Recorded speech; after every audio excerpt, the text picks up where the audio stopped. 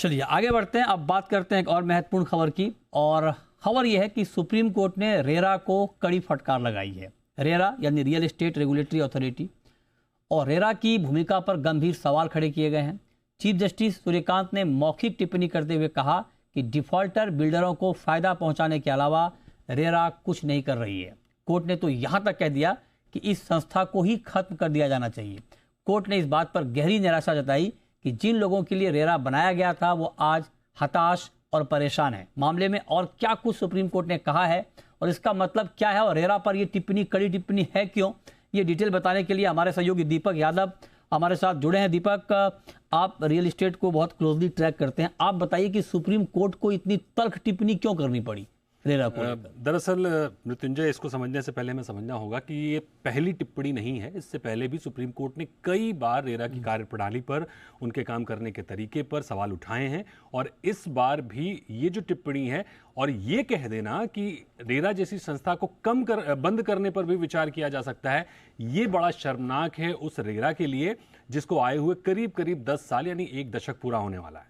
तो ये टिप्पणी क्यों आई है, एक बार पहले उसको देख लेते हैं। दरअसल हुआ ये था कि रेरा कार्यालय जो है हिमाचल प्रदेश का, वो शिमला से धर्मशाला शिफ्ट करने की बात चल रही थी, और इसी को लेकर विवाद हुआ कि शिमला से धर्मशाला क्यों शिफ्ट कर रहे हैं। तर्क ये था कि शिमला में बहुत ज़्यादा भीड़ होती है, ट्रैफिक ज़्यादा होता है, उसको कम करने के लिए कार्यप्रणाली इनकी आसान हो, काम करना आसान हो, इसलिए धर्मशाला शिफ्ट कर रहे थे। विवाद हुआ, मामला हाईकोर्ट पहुंचा।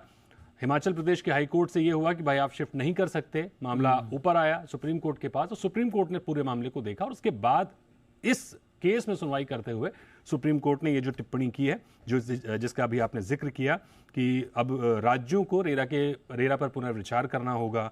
अब रेरा जो है वो डिफॉल्टर बिल्डरों को मदद करता हुआ दिखाई दे रहा है। इनफैक्ट ये तक कहना पड़ा कि सुप्रीम कोर्ट को ये तक बताना पड़ा कि रेरा को बंद करने पर भी, खत्म करने पर भी विचार करना चाहिए। इसके अलावा एक इंपॉर्टेंट चीज मैं आपको बताना चाहूंगा कि सुप्रीम कोर्ट ने ये जो टिप्पणी की है, ये क्यों की है, क्योंकि इनकी जो कार्यप्रणाली है वास्तव में ये सवालों के घेरे में है। एफपीसी, एक forum for people collective efforts करके होम बायर्स की एक संगठन है, उन्होंने आज प्रेस रिलीज मेरे साथ शेयर की है। उसमें उन्होंने बताया है कि 7 बड़े राज्यों में कभी भी एनुअल रिपोर्ट दी ही नहीं, प्रकाशित ही नहीं की रेरा ने।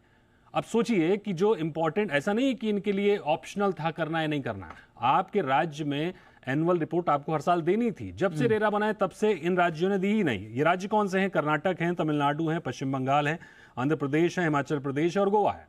ये राज्य हैं जिन्होंने एनुअल रिपोर्ट ही नहीं दी।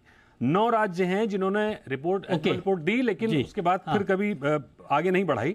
उत्तर प्रदेश, महाराष्ट्र, तेलंगाना, ये सब राज्य हैं। लेकिन मृत्युंजय, बड़े सवाल जो हमें एक बार जरूर सुनने चाहिए कि रेरा ये तो बताता है कि कितने प्रोजेक्ट रजिस्टर हुए, रेरा ये तो बताता है कि कितने एजेंट रजिस्टर हुए, लेकिन ये नहीं बताता है कि कितने प्रोजेक्ट समय पर पूरे हुए, कितने प्रोजेक्ट एक्सटेंशन लेकर पूरे हुए, कितने अधूरे रह गए। ये सारे सवाल जो लोग जानना चाहते हैं वो नहीं मिलते हैं। ठीक बात है। तो ये बहुत ही गंभीर मसला है, क्योंकि रेरा जब लाया गया था तो ये दलील दी गई थी कि ये होम बायर के हित में रेरा काम करेगा। जो अटके हुए प्रोजेक्ट हैं, जहां होम बायर को बहुत दिक्कत आती है, उन सब पे बहुत गंभीरता से काम होगा। लेकिन अब ये टिप्पणी जिस तरह से आई है, ये अपने आप में बहुत चिंता वाली बात है। बहुत शुक्रिया दीपक आपका इस